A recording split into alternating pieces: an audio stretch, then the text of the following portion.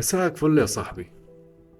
هل سام راجل قرر يكسر قانون الدولة عشان الكراش بتاع سعادتك؟ طب سيبك من التاريخ. هو ايه اللي بيحصل جوه دماغك؟ العلماء بيقولوا ان الحب مش في القلب، لان القلب ده مجرد مضخة ملهاش دعوة بالمشاعر. الحب كله في الجهاز الحوفي.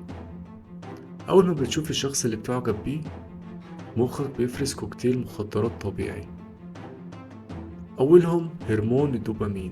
ده هرمون المكافأة، بيخليك تحس إنك طاير ومستعد تعمل أي حاجة عشان اللي بتحبه. الهرمون التاني هرمون النورادرينالين. ده اللي بيخلي عرقك يزيد وضربات قلبك سريعة جدا وتركيزك كله مع الشخص ده.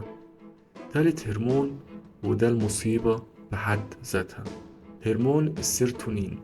وده بقى مستوياته بتقل في دمك، وده نفس اللي بيحصل لمرضى الوسواس القهري.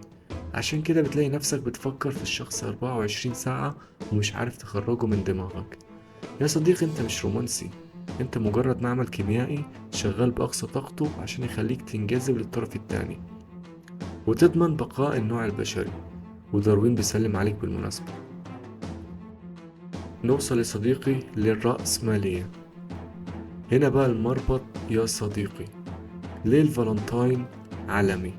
في القرن 19 شركة اسمها هول مارك بدأت تطبع